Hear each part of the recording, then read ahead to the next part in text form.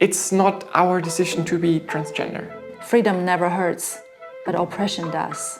You will never change the sexuality or the gender, the very core gender of your child by, trying to bring it up in the exactly opposite way. Who are you beyond gender? I'm Clara Reinisch. I am, first of all, a human and a humanist, I would call myself. And as a profession, I have the piano. I'm a pianist, a classical musician. I'm studying right now, but also active in concerts and planning a lot of projects that are also a bit crossover. So yes, that is me. I think a person full of, emotions, full of music especially, and of curiosity in many fields actually.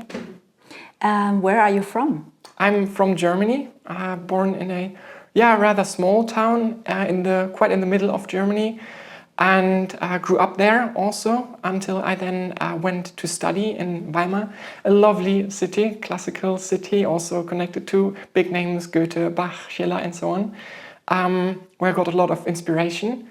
And now I am in Vienna for 1 year, for an exchange year. You mentioned that you wanted to change your name while you applying for the university in Vienna for this exchange year. Yeah. How did your new name come from? It was important for me to let my mom especially have a connection towards, or a connection with my transition and with my journey, and to really include her into that journey. So I asked her for a new name, and after a bit of time of thinking about it, she chose the name Clara, and Clara with a C especially, and I think it's just a wonderful name. I'm incredibly happy with it, and it helped us kind of rebound where there were some issues before and some tricky situations. This is something that helped our connection, and I'm really glad and happy that it turned out this way. This is a very privileged situation, and that in many lives of other transgender people, it is much more tricky. There's always a lot of hurt, of course, included in a journey like this, but it can turn into something wonderful and into pride, as we are celebrating the Pride Month, and into something beautiful of, people getting to live their lives as they are. We see that there's a trend where new age parents are becoming more and more tolerant and open-minded towards the gender identity of their children. Some of them are trying to create a more non-biased environment for their children to, like you said, to experiment with their roles. And this somehow creates the debate around whether this parenting method was helping the children to establish their gender identity or confusing them in establishing their gender identity. Some critiques would say that instead of helping them, they are actually just confusing them even more so. And what do you think about that as a transgender person? It's not our decision to be transgender. So that we were born with this, we have this within ourselves, and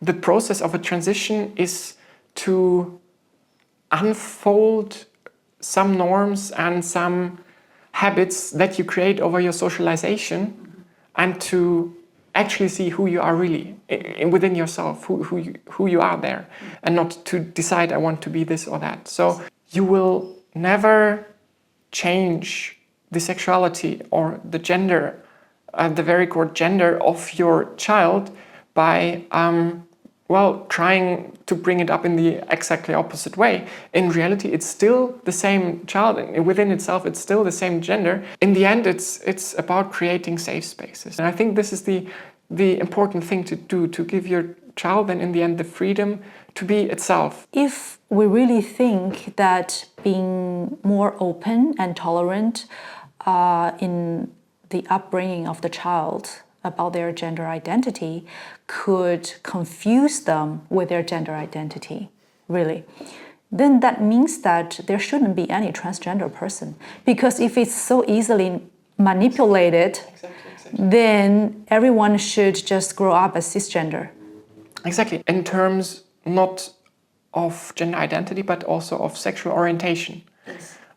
Of positions that are saying we shouldn't implement pictures of same-sex couples in biology classes, for example, because this is going to confuse the sexual orientation of the children. Well, no homosexual person turned out homosexual would have turned out homosexual if it was then brought up in a heterosexual circumstance, right? So not just by showing pictures or by telling people about this exists, this will not turn around things. This will not change them completely. In a safe space to have this in a also scientifically reviewed process, because there goes a lot of thoughts in how plans in school are planned out and how to create certain atmospheres to be able to talk about those things, and how to introduce certain topics. And this is not just something that someone sits down and writes in a school book, of course. There's something that is planned in the ministry and where lots of pedagogical studied people are thinking about it. So I think it's very, very important even and valuable to get a moment where you introduce children towards this, because especially when they don't have the chance in their parents' house to get into contact with those things, then it can be very hurtful later to realize, yeah, actually I knew there was something going on, but there was never a representation of that. I never knew that this was even a thing. And for me, I mean, until I was 11, 12, 13, that was never explicitly brought up, this topic. I actually found out about it on YouTube because there was a documentary that I found and was obsessed with, but never in terms of school or that you sit down and really talk about those terms of gender identity. I mean, this has changed for sexual orientation, I think now that it's more represented and more openly talked about also in schools. But still, this is the whole thing in the end. You can't change the sex, neither you can't change the sexual orientation of a child, but just because you're exposing it to the opposite thing. I mean, I don't know. It feels ridiculous to say this, but it's an actual point, an actual pushback, and there are a lot of people trying to get things out of the school books. And if you look to Hungary, for example, or to the United States, where the books are banned that are talking about now even sexual orientation, not even talking about gender identity, where this is banned. And this is then said or labeled with "save the kids." Also, I mean, a big topic that is made into a big thing is readings or events for children held by drag queens. And then there are protests with saying save the kids from what? It's not doing harm. The only thing that is doing harm to kids is prohibiting the resources for children who feel that they are not fitting in the norm, who don't know that there is something like homosexuality, like bisexuality, by something like feeling you're not fitting the gender norms. You might be transsexual, you might be non-binary, whatever. But the consequence out of this not understanding and not being represented is then in the end the psychological damage towards the trans children and towards the other sexual orientations that they are, and ultimately concluding in higher suicidal rates and higher problems for your whole life. So if you are really about to save the children, then don't cut the wings of the children, of some children, by not letting them have the resources that they need to feel validated, to feel like a normal human being and not like an alien. I think what hurts is not freedom, but it's oppression. And homophobic and transphobic people would not admit it, just like, you know, nobody thinks that they are racist. And therefore, there would come a lot of seemingly legitimate questions to justify their transphobia and homophobia. When did you first become aware that your gender identity didn't align with the one assigned at birth?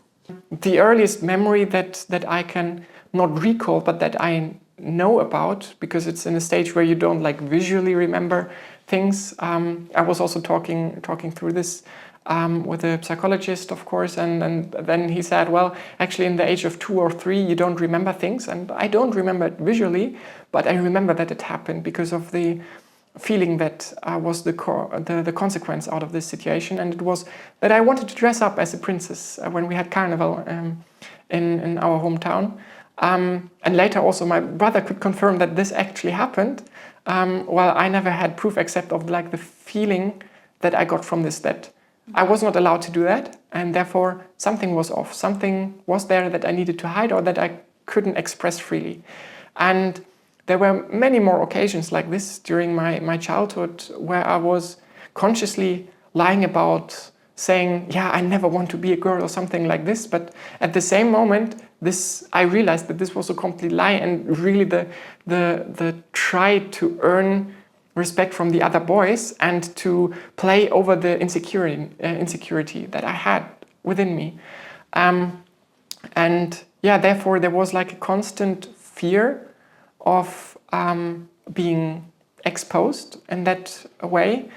And at the same time, there were some, under or before consciousness decisions, like I had a long haircut since I was 5 or 6 years old. And later just realized, it was just an underlying part of me that wanted to express some kind of femininity in the way I was allowed to, and the boundaries I was allowed to do this. And then, of course, during teenage years, when your body is changing, or for me at least, it was the way that I really distanced myself from many things. And I didn't realize it was wrong, and I thought it was normal, and also some certain thoughts of, well, there would have been less problems if I actually woke up tomorrow just in another body. Those thoughts, well, I thought that they are normal, and many trans people do. And at the very first beginning, you say before the egg cracked, then those thoughts are relativized by yourself and by your own unconscious transphobia that you develop. So you are really sometimes even pushing against your own identity in order to function in the everyday world. But then there were more and more situations and moments where I was then admitting towards myself, admitting towards very, very close people, that some of those things come from an inner urge to be a woman in the end. At the beginning, you do like little steps and say, maybe like I'm gender fluid, maybe I want to express sometimes more like this, sometimes more like this. But at a certain point where I the first time presented really female also to strangers at this point, and it was the first time I felt a positive connection towards my body. Not a distanced and neutral, but a really positive effect, how mind and body can work together. It was for me clear that I have to change something fundamentally in order to get happy as the whole human being that I am, and not just capsulating a part of myself and then with the danger of it breaking out at some point and regretting my whole life. How old were you when you first started talking about your desire of being a woman to your surroundings? I think the very, very first moment I actually phrased this into words after like inner realization was around the time when I was 17. And yeah, it was a one-to-one conversation with a very, very close person, and it stayed between us for this time. And well, then later when I moved out from home and I had a bit more space also to experiment, because I think this is also a important thing to be able to experiment with yourself, with your presentation, and it's part of most of our stories of trans people, where you have this so-called baby trans phase. And I luckily had this situation when I moved out to a shared flat, and I had my own room, and I could do things that I wanted to try before as well. And then you have the actual chance to find yourself and to try things and see who you are maybe not. How is transition defined by the transgender community? Well, I think it's not like you could say there's a Wikipedia article and this is exactly the definition of transition, because for every person it's different, of course. So, but as a process, I would personally say you could kind of define it by splitting it up in certain parts. One is the, medical transition. One is the social transition, and one is your individual or psychological or mental transition for yourself. The medical transition is basically everything that kind of affects your body and your biological resources. So starting from hormone therapy, so hormone replacement therapy, that is gonna change your appearance from male to female. It would have the consequences of having another fat distribution, of growing chest, of less hair growth, things like this. And so this is the thing that is mostly the first thing in terms of medical transition. But then there are also several surgeries that you could have. Facial feminization surgery, for example, the so-called SRS, so sexual reassignment surgery.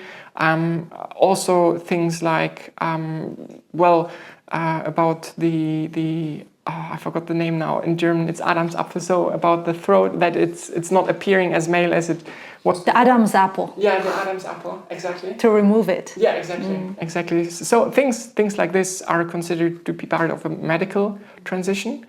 It also has some connection points with a psychological transition or inner transition, because usually, at least in Germany, you also have to have a psychological written document for your insurance and so on, to be able to get the surgeries and to get the hormone therapy, because the hormonal balance is changing and you're experiencing different states of emotions that you might have not seen before.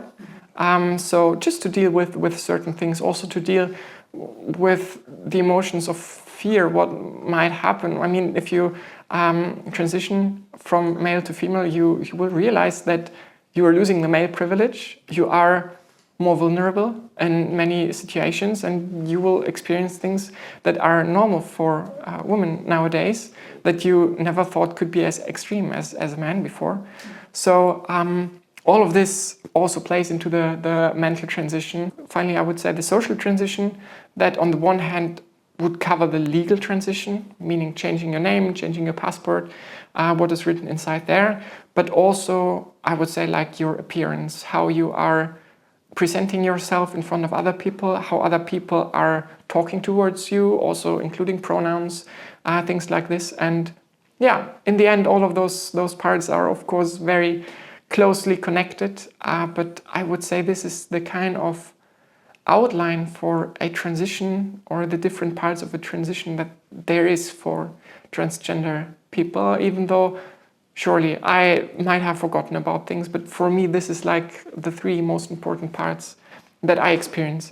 It's inner transition, social transition and medical transition? Is there an order, or are they just unfolding at the same time? I mean, I wouldn't say you could order them, because some things are not possible with the other things. Luckily, nowadays, even some things that were necessary to do other things are not there anymore. To give an example, it was medically needed to be provided that you can't reproduce, cannot reproduce, in order to get a legal change of your documents in Germany until I think 2013, if I'm not wrong. It means basically you have to be sterilized in order to be allowed to get your documents changed, which is really crazy, and it's came from a law from the 70s, where you had obviously another time, but it was in work until relatively recently, so until the last decade in Germany at least. So I think in Austria it's relatively recent that you don't have to have had this surgery in order to be able to change your legal documents. But to come back to the question, how it's like time-wise, this transition, how they function, how they work. Usually you could say first you have like your mental realizations, your mental transition starting until you come to the point where you reach out for professional help, or to come to the point where you realize I want to change something, like for the rest of my life or for the next time, and where you then get the medical treatments in order to take steps in your medical transition. And then also the terms of social transition come with that, because of course you change in your appearance by the medical transition, but sometimes already before, of course, you're expressing yourself and you don't hold back. Some are waiting until the changes are not deniable anymore. Sometimes, like it was for me, that was kind of like the first experiment and starting point to see how I'm feeling presenting female towards my friends. And so it's really not that you can say first this, then this, then this. It's really an individual question and different for every person and multi-layered simply. Yeah. So in your case, how did your social, emotional, physical, and medical transition unfold? Or where are you in your transition? Well, we already talked a bit about like the medical, the mental parts before.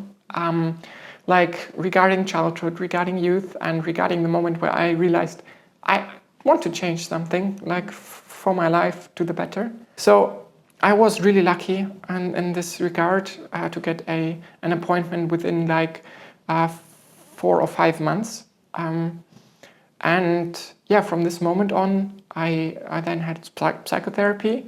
Then you need to have, at least for my insurance, 6 months of psychotherapy before you can start evaluating your hormone replacement therapy, which I then did 6 months later. And until everything was then set in place, because also another thing is where we can see that the trans issues might not be the most important one to certain groups, is that there was medication, the testosterone blocker. So the hormone replacement therapy has 2 parts. One is blocking the hormone that is produced by your body.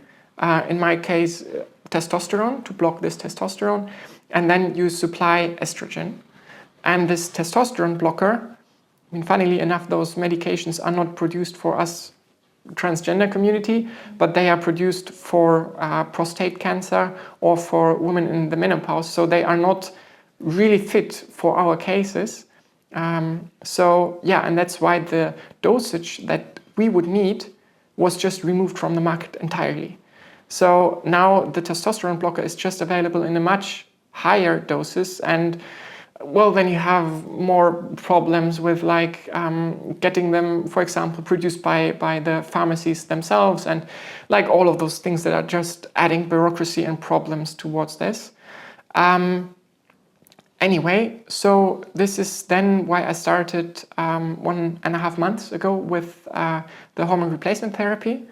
And for me, I realized that the order of things might have been a bit different from others, because, well, as I said before, what I saw mostly, I mean, this is just also personal experience, what I saw mostly is people starting the hormone replacement therapy, and then at some point they are starting also to present in the wished gender expression.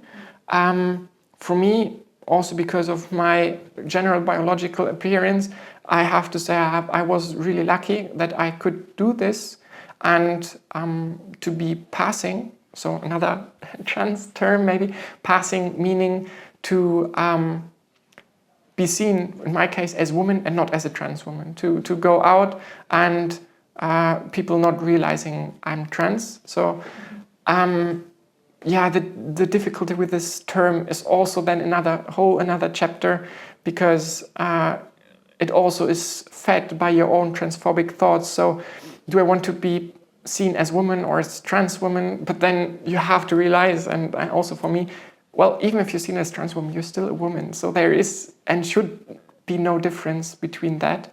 I came here to Vienna for my Erasmus studies, for my studies abroad for 1 year.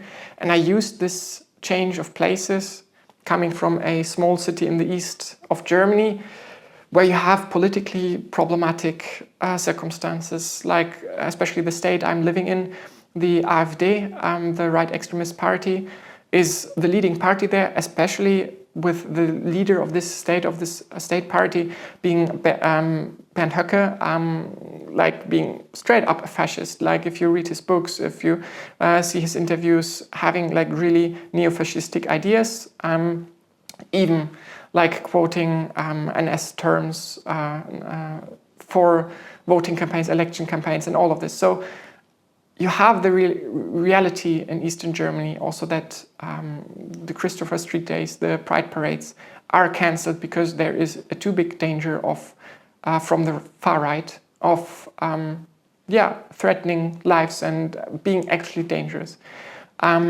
which is why for me this was a lucky coincidence to be able to come to Vienna, to have a much safer space in a bigger global city kind of.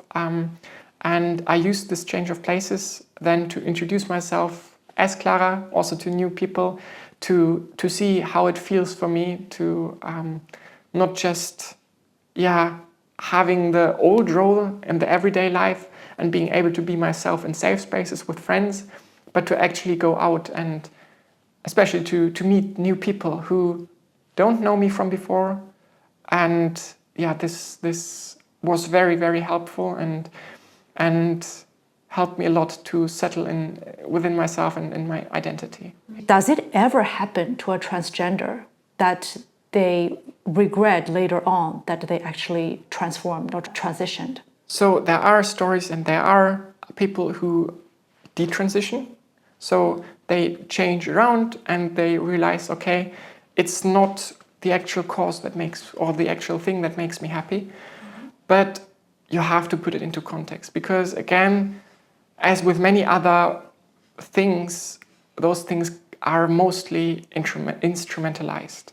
And if you look at the numbers, it's around 1% or even less of the people who transitioned, who regret even just parts of it. And I mean, also parts of it is, for example, it can happen, like with every other surgery, that something goes not exactly how it was supposed to be, and that there might be more pain than it needed to be, and there needs to be another surgery to correct things, and maybe another, and like a longer story than it should have been at the very beginning. Or also connected to the Adam's apple, that this can then, of course, affect your voice and your ability to speak loud or something like this. It can happen like in any other surgery. Things can go wrong as well, of course, and then, of course, you regret the surgery, no question. But overall, you have to put it into context that the vast majority is doing those steps that transform and affect a lot of their life. And also, I mean, it's not an easy way, it's not the easy way out, kind of, that people are not doing it for fun in the end. They are considering it a long time and questioning it a long time, and there is a long process. And I mean, also in Germany, as I said, before you even start the HRT, the hormone replacement therapy, you need to have 6 weeks of psychotherapy in advance. And I mean, you don't do it just for fun. So, which is why the numbers of people regretting it and, for example, detransition is very, very, very low, much lower than actually with many other surgeries. For example, I don't know, a knee surgery or something, which is why it's sometimes, well, problematic how it's instrumentalized, because obviously those are the stories the anti-queer movements are putting in the very front and present in order to prove their point that all of this thing is just a trend going on and indoctrinating others and to things that they actually don't want and all of this, but this is just not the reality. This is just creating fear out of very, very small cases as much as it happened. Like, I mean, we realized it all and saw it all happen with the vaccine of Corona, for example. And this will always be there and always be a thing, but it needs to be set into context. I think you mentioned that in certain countries, like you need to be neutralized before you can change your legal documents.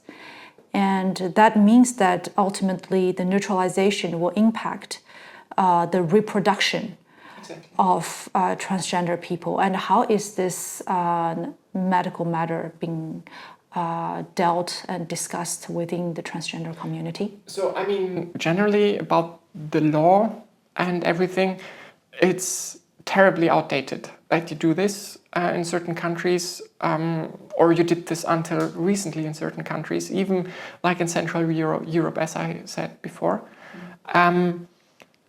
And yeah, so basically the question of reproduction in terms also of medical transition, I think that's what you meant.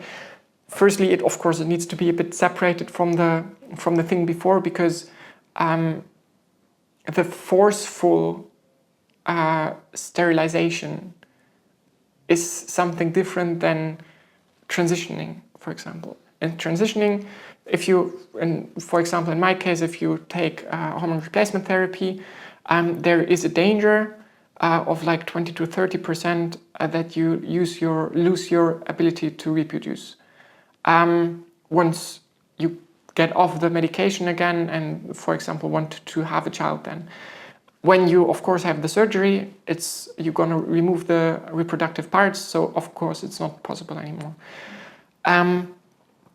Nevertheless, also the surgery does not necessarily need to be part of the medical and the transition itself. Which means there are transgender people out there in the world, like, for example, female to male, who got pregnant, who present themselves male and got pregnant because they kept their reproductive parts. Of course, this needs to be like screened also in a medical sense, because of course, if you have different hormonal levels and you need to come back to the original ones in order to be just able to receive and all of this. But yeah, so this is in the end a personal decision how this can align with your ideas of transitioning or not.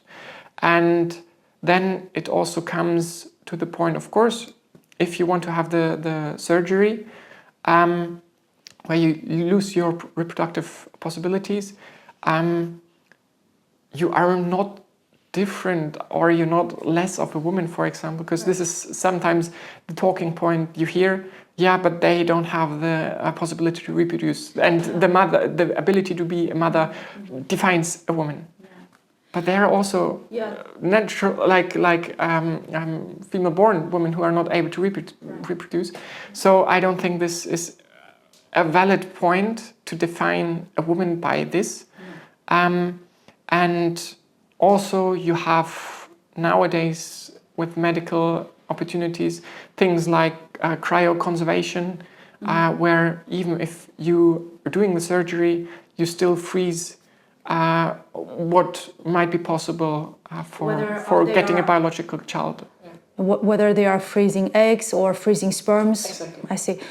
Yes, my question's coming not from the sense that, okay, whether the person shall be identified in their gender by their reproductive capacity, but more is from like, because reproductive rights are also human rights, right? Exactly. And that's why I'm curious about the reproductive options for transgender people.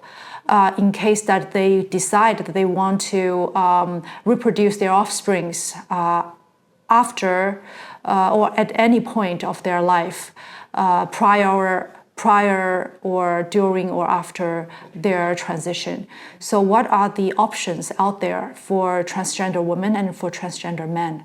For transgender women, if you're not doing the surgery, you can get off the hormones for a certain time and you gain your reproductive capacities again, which, well, at least in 80 to 90% of the case, something of this range. Well, there are different numbers out there, but this is more or less the average thing.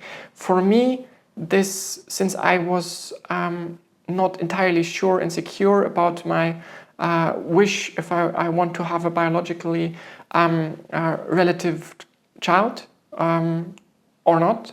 I mean, also adoption is playing a role in this question. For me, it was not clear, which is why the cryoconservation is a point also for the transgender community in order to save those possibilities. But there, of course, you have to say, at least in Germany, you have to pay for this by yourself.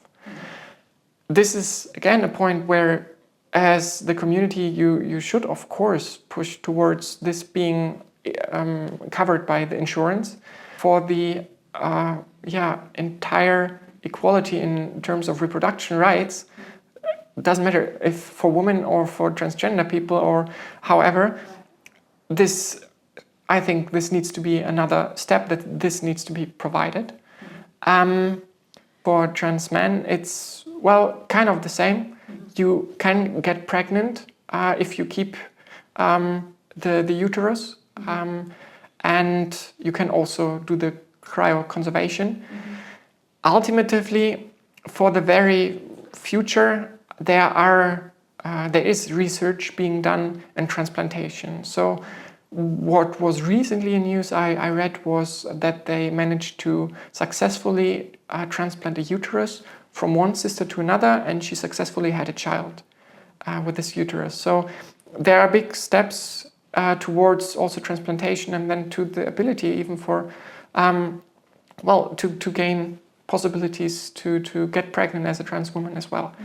But this probably will be a question of the future, and especially seeing now how medical research in the most important countries like United States is being pushed back, especially things like under the Trump administration, like all the scientific programs that contain the term gender or sex, needs to be removed. It's pushing it back by decades, probably, the research. I want to highlight that it's not just apply. It doesn't only apply to transgender community, but even for cisgender women, for example, if they want to preserve their fertilities in order to expand their reproductive windows, or if they want to be a single mother, like giving birth without having a partner. None of these is covered by insurance. They will have to pay out of their own pockets. Yeah. So, exactly. So I just think that, there's a lot to overcome for the society in general to fulfill the basic needs of individuals to reproduce, whether they are cisgender or transgender. Exactly. And I mean, still, you have to highlight also in terms of adoption that, especially towards same-sex parents, as well as to transgender, if you want to adopt a child, or if you have just one partner getting the child, for example, with a donation, then you don't have the same rights as if you are a legally married couple, at least in Germany, it's the case that if you adopt a child, or then the other parent, so legal parent, not biological parent, but legal parent, is automatically seen as this legal parent. While if you are in a same-sex relationship and you adopt a child, you first need to undergo a bureaucracy process and to be like, you're not naturally immediately the legal parent, but just like the partner. And you need to apply and to be checked and go through a lot of things until you can actually then be the registered legal parent of this child, which is, well, basic inequality. And this is things that needs to be clear, that we are not like fighting as the community for having separate rights or anything, but we just want to have the equal rights like the others already have. What kind of additional checks that a same-sex couple or a transgender parent needs to undergo in order to acquire the same kind of adoption as a normal couple? So I have to be honest, I don't know this answer into detail. I just know about the general circumstances, about the law in Germany, and that there are initiatives to equalize the law for everyone. Maybe one thing that I could talk about in terms of bureaucratic checks towards our community is that until last year, actually, there was an old law in power in Germany that, well, it was called the Transsexuellengesetz. Now it changed into the Selbstbestimmungsgesetz. So basically, the new law makes it easier to change your name and your gender on your passport. And before, you had to go through those checks. You have to have appointments with psychiatrists, you had to get documents, and you needed to answer certain questions that were far beyond what would be appropriate, that went into topics like your sexual desires in terms of what kind of underwear do you prefer. Things like this were really asked in a professional setting and needed to be asked in order for you to change your legal documents. And additionally, you had to pay for it by yourself, and it was quite an expensive thing that some couldn't afford simply. So that's why I am also really happy that this changed, and that was already, it should have been changed since years, because the main court in Germany already said years ago that this is going against the human dignity to be asked those questions for such a simple bureaucratic thing of changing the gender in the passport. So the scary thing then again is that now with the new government we have in Germany, under Friedrich Merz, you had a 10-point plan for his chancellorship, where it was said one point of it is to remove the now new law that makes it easier for us to change the name and the gender in the passport, and to implement the old one or something similar to the old one. It's always painful to see the histories going backwards rather than forward. Yeah. Now, as you identify yourself as a woman, whether internally, emotionally, or socially, how has your understanding of femininity evolved through this journey? So what is very interesting is how I realized how certain things were really weird in a boy socialization. Certain things that lead you towards a male gaze that you develop. Certain things where you realize, okay, I don't fit by my gaze into the male gaze. By how to identify, how you identify with certain characters in books or movies or something like this. So I wouldn't say I completely lined up with the idea of a male upbringing. Also probably because of the lucky coincidence that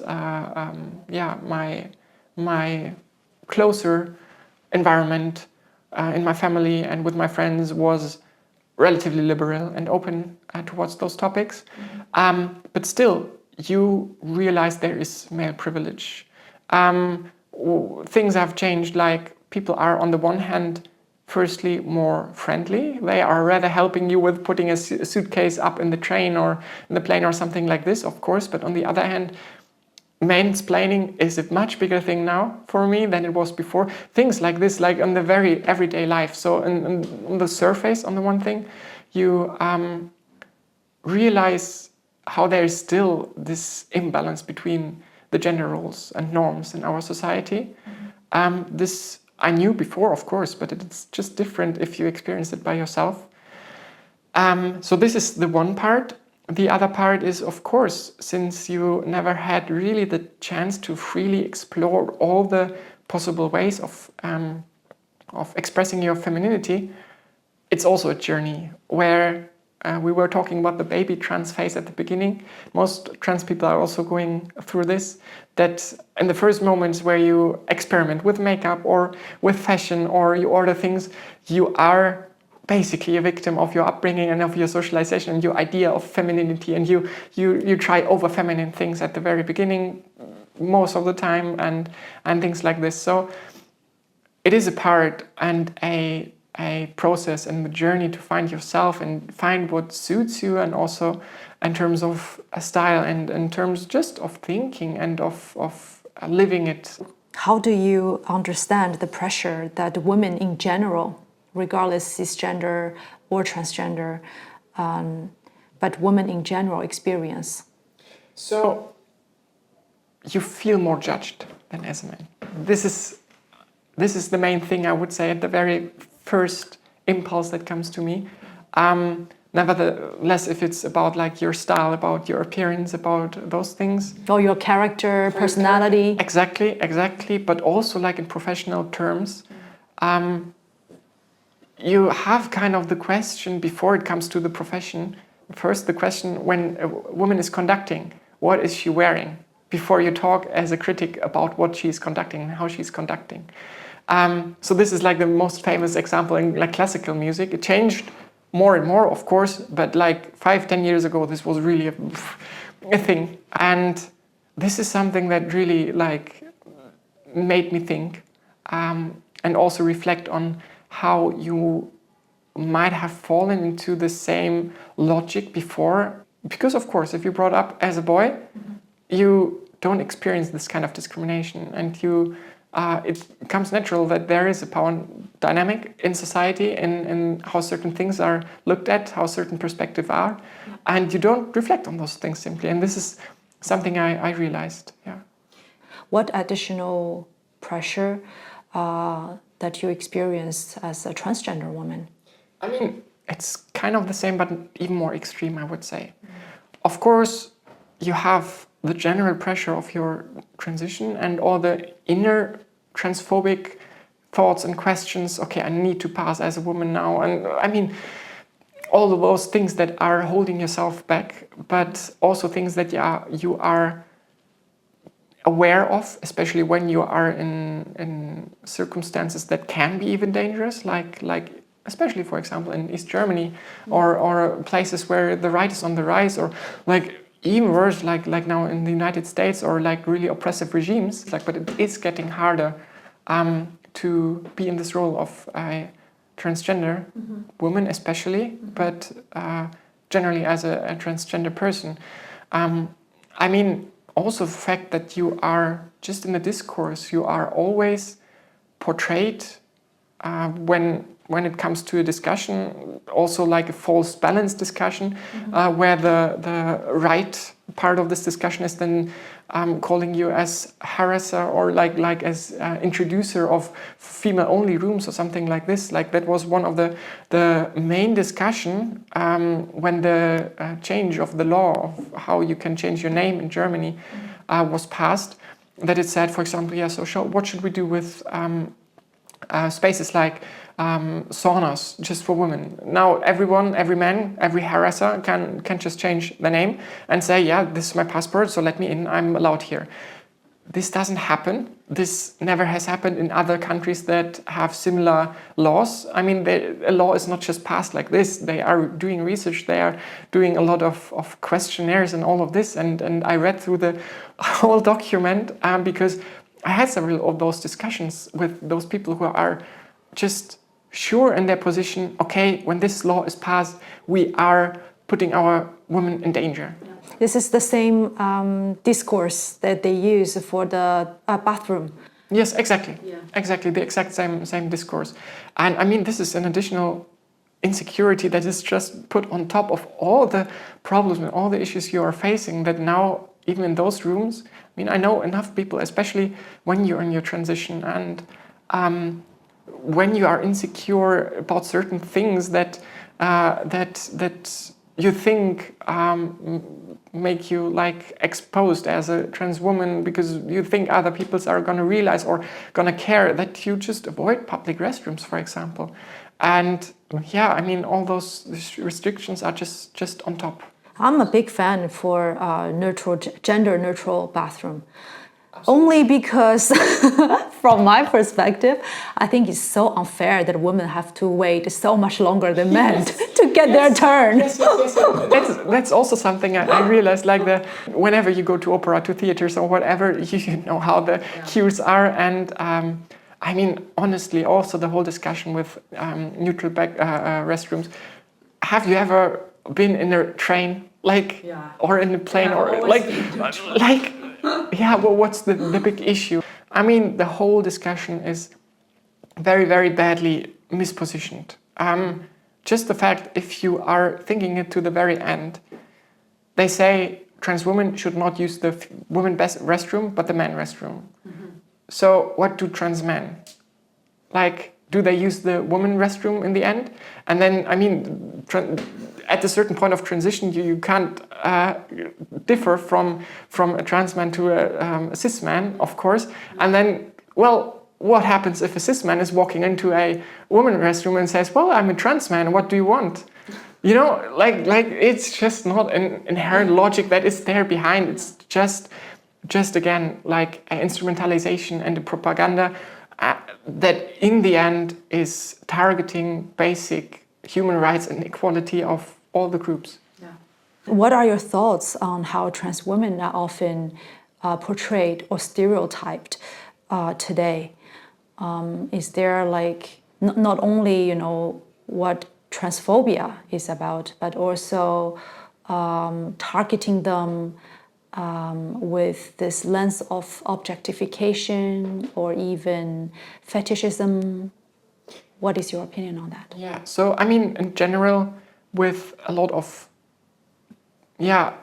oppressed and discriminated groups and subcultures, you often have this phenomenon that especially those who are the oppressors are secretly obsessed with them. And I mean, I just now called back a memory where Grindr, the app that is used for same-sex dating, often was showing a reaction towards the pushback against same-sex couple laws and laws against the visibility of LGBTQ and all of this.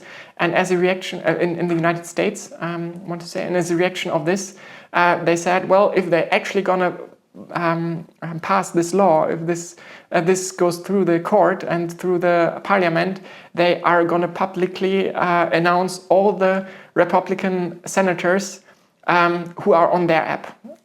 So I mean, I think it didn't make it in the end, but I mean, this is shows the kind of irony behind of this, and I think the discrimination and the objectification goes kind of hand in hand. What role has community played in your growth? Whether it's queer community or feminist community, trans or otherwise?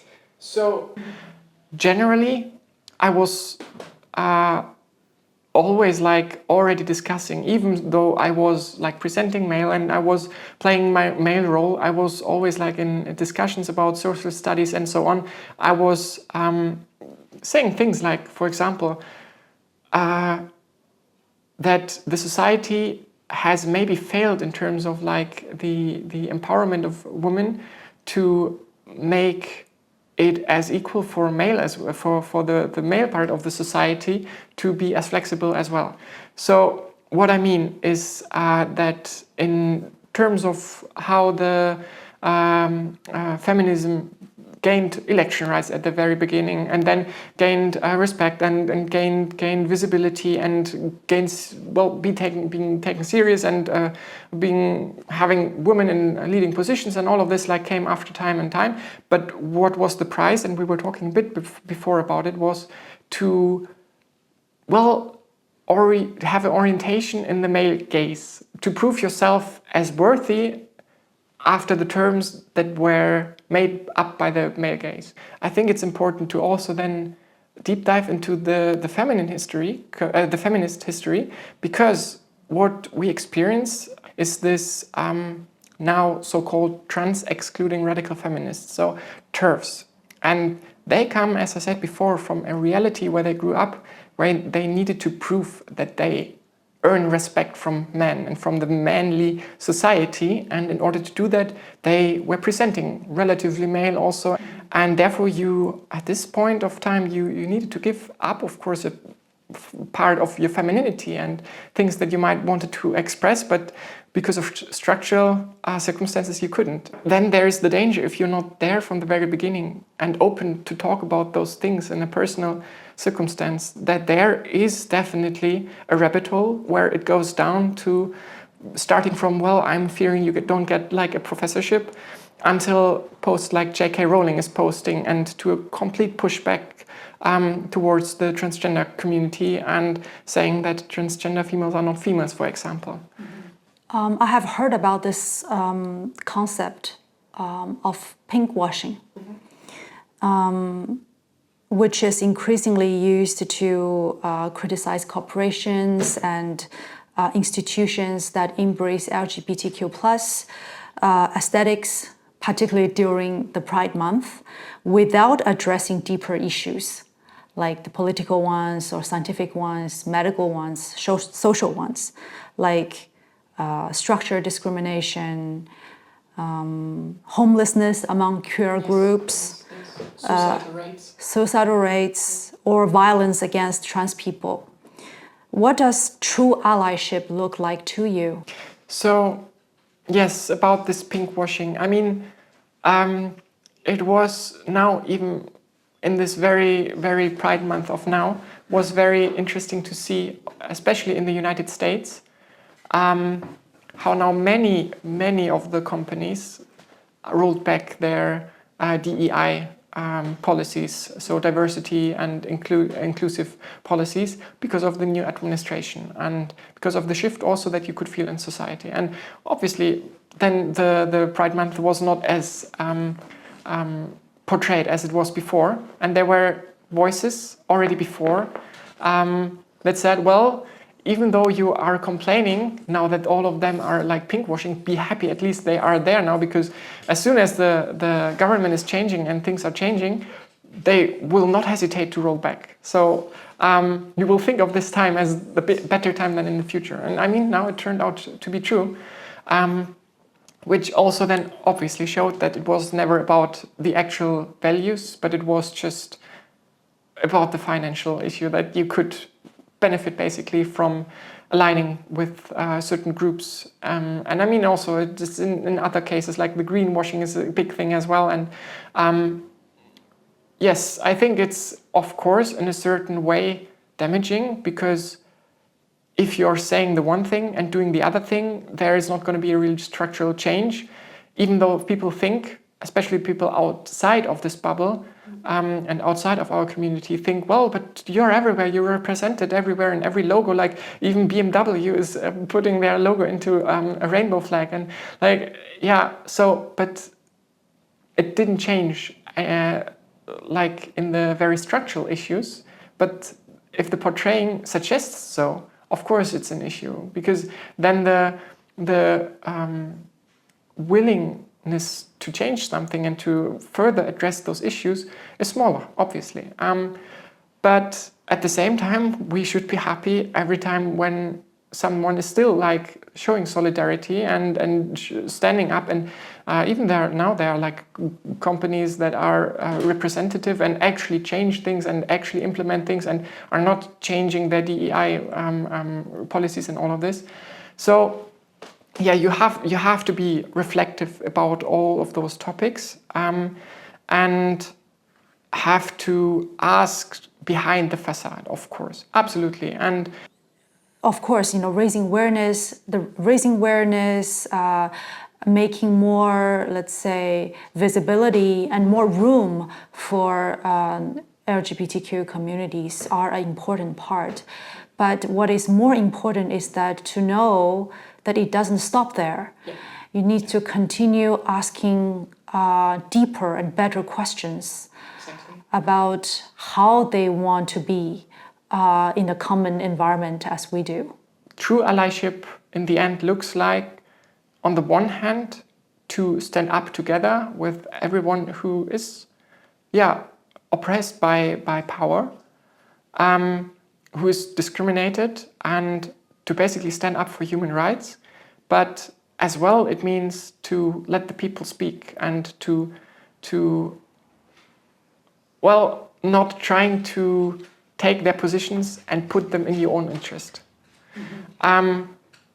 Meaning you give them a voice, you actually let them speak, you actually communicate, and not just say, yeah, we want a change, we want this and this, but to actually ask, so what change would be useful? Ultimately, in a systematic regard, to represent those groups everywhere, especially in political contexts, until higher ranges and let them speak. I mean, we have a trans woman in our German parliament, which is great, but then also to protect her from the attacks that she is facing from the far-right parliament members in Germany. So this is something I think, in the end, allyship looks like, and what we leave for the future generations.